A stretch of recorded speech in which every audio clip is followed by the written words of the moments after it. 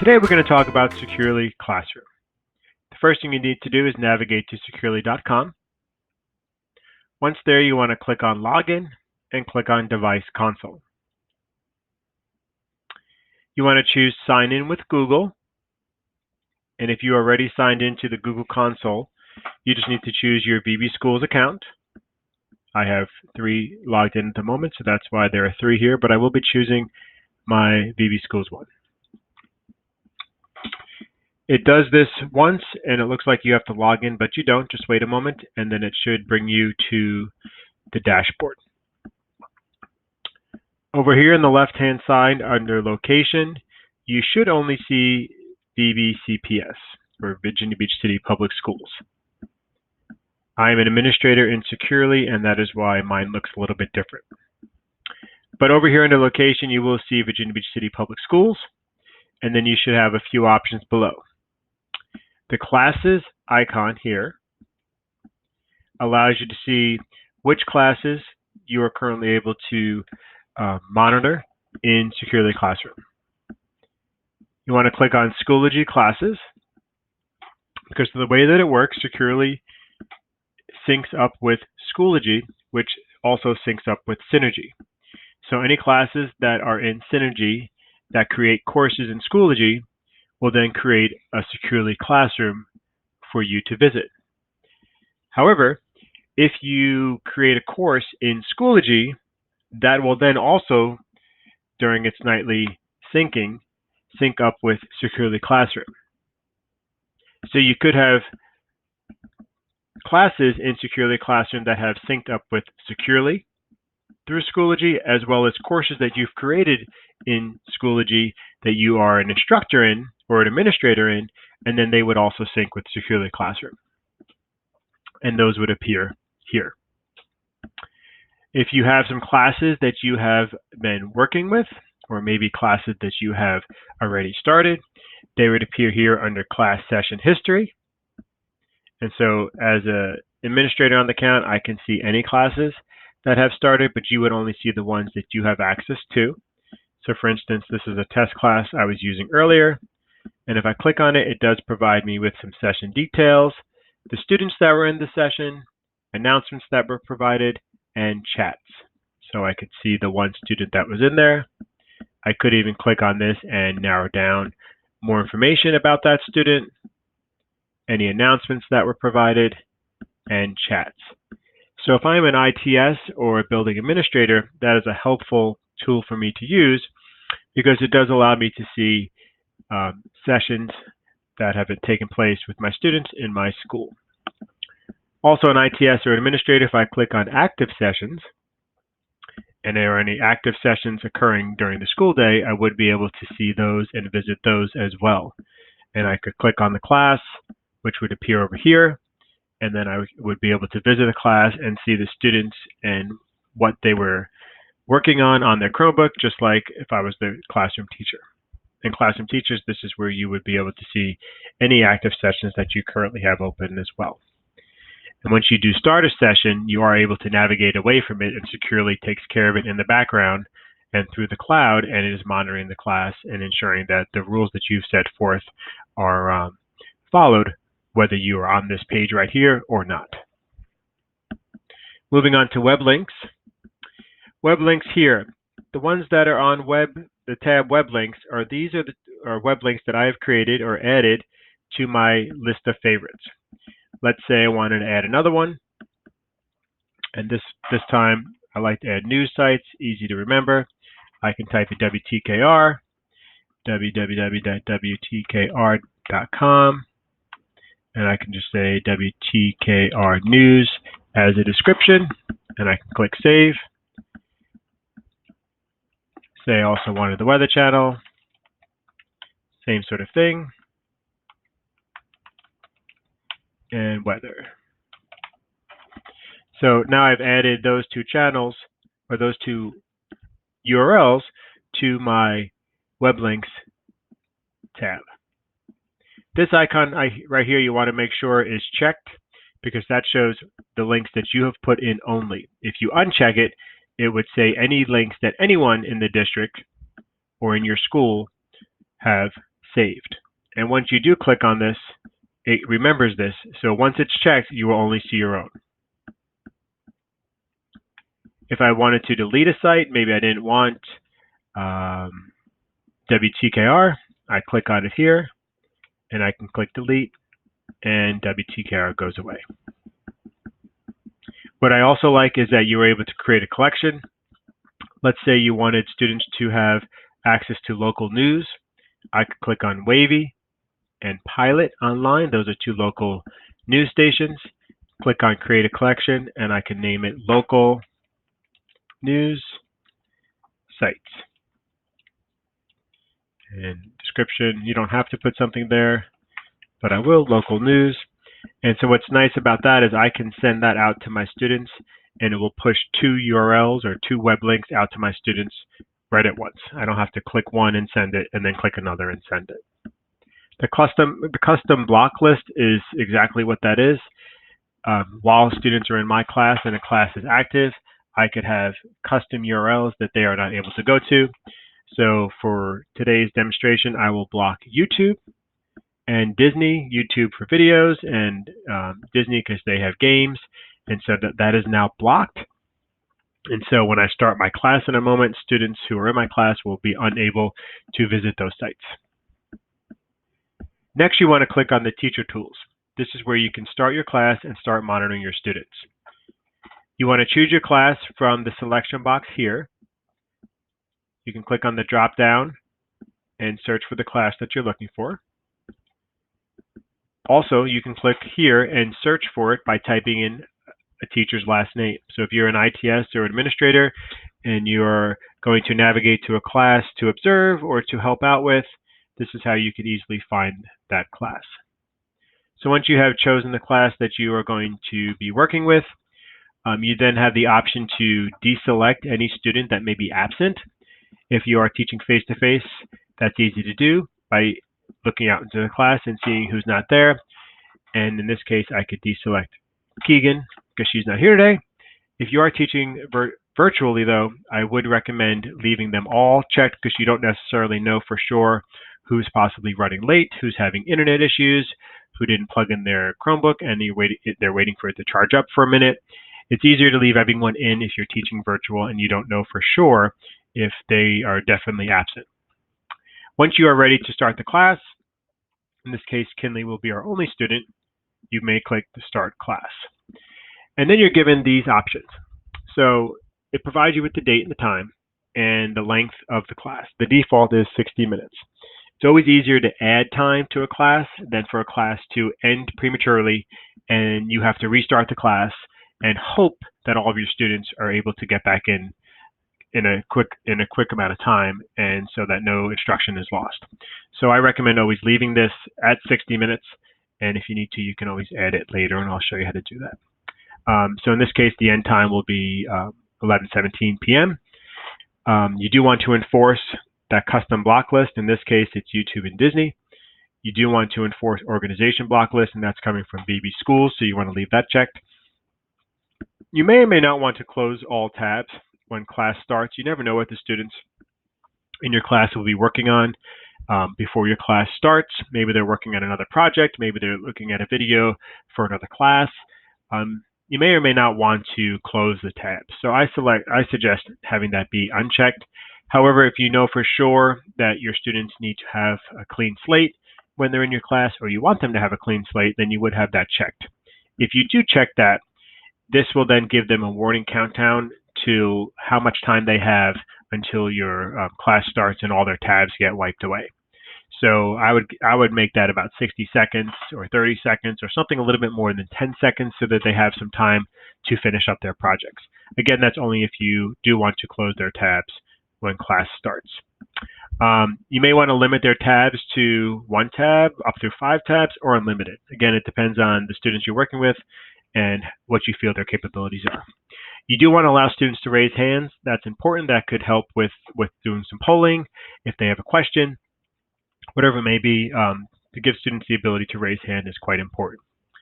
You do also want to allow students to initiate teacher chat. That's important because you can chat back and forth and solve a problem or communicate with the student to make sure they're on task, whatever it may be. Chatting is a very important part of the Securely Classroom. And then this last one is to play a chat alert sound on a student device. When a student is sent a chat message, they do hear a ding on their Chromebook, and it just alerts them to let them know to look for that chat bubble and to look at the message from you. So I'm going to leave everything as it is. I'm going to click Start, and now the class has started. So once I hit Start Class on Kinley's computer, a message appears that says your device could be monitored and remotely managed by a teacher. That appears at the bottom right hand of the screen. At the top right hand of the screen of the Chromebook in the extensions bar, a Tech Pilot icon, a green and orange icon appears, letting students know that Securely Classroom is enabled. When Securely Classroom is not enabled, that icon is gray. So there are two ways that students know that Securely Classroom has been started by their teacher and that their Chromebook is being monitored. So right now we can see that Kinley is in Tinkercad on her Chromebook and ready for class to begin. Right here, this pin icon right here allows me to pin or unpin a student. When students are brought into the classroom, they're put in alphabetical order. However, if there are a student or two that I feel that I need to monitor for one reason or another, I can pin them. And what's nice about pinning a student is it stays that way until you change it. So I could pin 5 students and it could stay that way for the entire year. They would be at the top of my screen and every other student would be underneath in alphabetical order. So I really do like that function. So there are two ways to view the Securely dashboard or the Securely screens of your students. This one here is the screens view, and it shows exactly what the students are seeing on their screen. Over here is the tabs view, and it's showing me the tab that the student is in. So it just depends on what your preference is. Most people do like the screens view, and they can also dig down later into a student's account if needed. So right from here, I can do quite a few things. I can lock a screen. I can lock a site. And so the difference between the two is if I do a screen lock, it stops the entire process from happening on the student's Chromebook. Everything is locked out. They're unable to do anything. If I do click this, oops, it'll ask me if I want to do this, and I'm going to say yes. Notice it says all devices in this class. So Kinley is the only student in this class. But if I click the selection up here, if I choose this option, every single student in the class, let's say there's 20, all 20 students would have their screen locked. So I'm going to click on yes. It does provide me with a message. And so your screen has been locked by your teacher. I can click on this and put any message I'd like, but I'll leave that one because it's simple. I get the icon here that the screen has been locked, and this is what it looks like. I'm going to make it a little bigger so you can see it. So your screen has been locked by your teacher. So that's what Kinley sees on her screen. To release this or to stop this, I can click on the release icon here, or I can click on the lock bubble right here. Now it's released. Kinley's screen is back to normal. I can do a site lock. And again, this is for all the students. And what that does is it chooses one site for students to go to. And then it locks the Chromebook on that particular site. So say we're doing some research on weather. I'm going to click on the weather channel. I do have some options here to force close all of the tabs. I don't want to do that. Again, in case it's just going to lock it to this one tab, so it's not necessary to close the other tabs. And so I'm just going to allow it to enter the entire site. And so if I send out the Weather Channel website to students, they have the ability to go anywhere on that site, and that's what I would like. And I'm not going to collect this to do not open tabs because I do want them to be able to open tabs if necessary. So I'm going to click on Site Lock.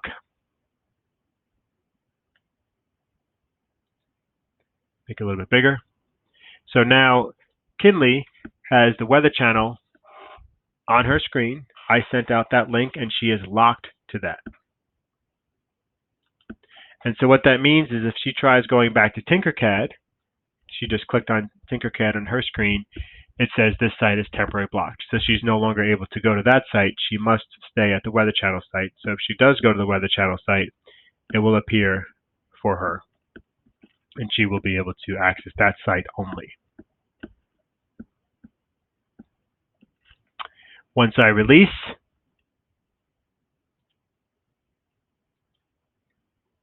releasing it from all devices, she then has the ability to go anywhere she would like. And so in this case, she's back in Tinkercad. I can push a URL, again, this is to the entire class, or I can send an announcement to the entire class. I'm going to show you how to do that down here, though, in this device view, so it's a little bit easier for you to see. So this is the device view, and this allows me to see Kinley's screen only. And for this purpose of demonstration, it's a little bit easier because the screen is bigger. So again, the screen lock, this is when I sent out the screen lock with the message, and it locked the screen and she couldn't go anywhere else. This pushes out a URL, and I'll demonstrate again. Let's do Pilot Online this time. Pushing out a URL to Kinley's Chromebook. And what's different between pushing out a URL and doing a site lock is I pushed out the URL as a resource for her to visit. But she still has the option to navigate back to the site she was at. So the difference between pushing out a URL and doing a site lock is pushing out a URL is just sharing a URL to her screen. It opens up, it's there for her, but she's able to go to any other tab that she wants. The site lock locks the Chromebook to that one tab, to that one site that I sent out. From here, I can do an announcement. And this is just providing an announcement to Kinley. If I wanted to send an announcement out to the entire class, I could do that here as well. So again, this right here is the entire class. Everything that we're doing from down here is just to Kinley. So if I wanted to send an announcement just to her, I can click on Announce. I can say good morning and send it out to Kinley. And an announcement will be sent out to Kinley that says good morning. It's grayed out. She has to look at that announcement. She can't get by without looking at it. So for her to get rid of that message, she has to click on OK, and it goes away. So that's verification for me that she has seen my message. If I want to chat with Kinley, I can click on the chat icon here and start a message with her. Hello, Kinley, and click send. On Kinley's device, a little ding appears so that she knows that there is a message from her teacher. Also, on her screen, a little chat bubble appears. I'll close this out so you can see it. Right here is the chat bubble on Kinley's Chromebook. So she hears the ding and she knows to click on that bubble. And it's hard to see here, but on her screen it is glowing orange. So she clicks on it, the message appears. She sees the message from her teacher. She says hi back, sends the message, and the teacher sees the message as well. So I'm in Kinley's view. If I click on back and I go to this view, I can also see this square here blinking or pulsing. That's letting me know as a teacher that Kinley has replied to my chat or Kinley has started a chat with me. So it's nice to be able to see that from this view so that I know that there's a message or a chat waiting for me. So if I have all 20 students here and I'm looking and scrolling up and down, I can see which students have sent me a message and which students I need to respond back to. We go back into the device view. So again, this is Kinley's device. The chat icon is here. She can click on it and chat back to me if she wants to, or she can just close it and leave it closed. I do have the option to save a screen. I'm going to come back to history. I do have an option to save a screen, so I'm going to click that and save it. Maybe she is on a site that I want to have an option to talk to her about at another time, maybe for good reason or not so good reason, whatever it may be. So I'm going to save that maybe a little bit later in the class. She's at another site. In this case, it's Tinkercad, and I want to save it again. Maybe that's a site that I asked her not to go on, and she is on, and so I want to have a chance to have an opportunity to talk to her later in the day. So I clicked on that before history because I wanted you to see that these saved screens appear in history. So I'm going to click on history now. And right here from the history, it shows me all the sites that Kinley has been on since we started the class. And it shows me how much time they spent on each site. That's very important because if, say, a site up here that wasn't for class, Kinley has spent 20 minutes on and only a minute or two on the site that she should be working on, that's a red flag. That's a conversation that we need to have. Command history. This is all the commands that I have sent out to her computer: screen lock, releasing it, sending out a site, locking a site, and sending out an announcement. So it's kind of just showing what the interaction I have had with Kinley's Chromebook today. The save screens, these are the screens that I saved prior. Again, it could be for a good reason, it could be for a not so good reason, whatever it may be, but you do have these screens saved for further discussion if necessary. And then here you have your chat history, which is simply what it says. It's the history between you and the student. So in this case, Kinley. I do have the option to print this if I wanted to, and it gives me a current screen with the tabs that are currently open. If I didn't think that Kinley should be on the Weather Channel, I can click on delete, and on Kinley's Chromebook, the Weather Channel goes away. So also on Kinley's Chromebook, in the extension bar where the Tech Pilot icon is, if she clicks on that, she has the option to start a chat with the teacher and also raise her hand by clicking on the Tech Pilot icon in the Chrome extension. Once she clicks on that, she has the option to raise her hand or to start a chat. If she clicks on raise hand on the teacher console, this orange hand appears. And so that's letting me know maybe she has a question, maybe she is responding to a poll, whatever it may be. It just gives me the notification that she has raised her hand. On her screen, once I say, okay, everyone, I've gotten your responses, she can press cancel hand raise, and that will stop. I also have the option to click on this, and it will remove the raising of the hand from her screen. Like that. Again, she can also start chat from that window, so it's really important to make sure that students are aware of the Tech Pilot Chrome extension that is in their extension bar, because that's how they can communicate back and forth to their teachers. Also over here, we were in the device view. I can click on chat from here, and I can also see history from here, and it has the same tabs as prior. So there's many different ways to do the same thing within Securely Classroom. I can also right-click on her screen and do the same thing. So say the class is, it ends in 46 minutes, but I've done a poll and students say they need some more time. I can click plus 5 minutes here, and it'll add 5 minutes more to the class. I can do it again, and it'll add another 5 minutes. So what's nice about that is it's giving me an opportunity to quickly add some more time to this class without it ending. If you did not do that and it ended before you wanted it to, you could start the class right back up, but you may have some difficulty getting students in right away. So when you are done with the class and you know that you are done for the day, just click on Stop Class.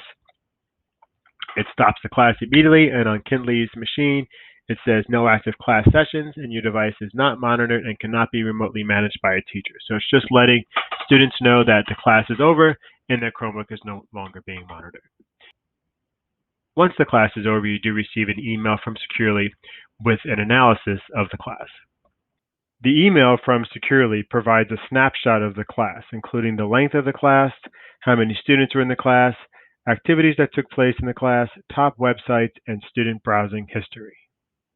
To learn more about Securely Classroom, please talk with your ITS or visit the Instructional Technology site.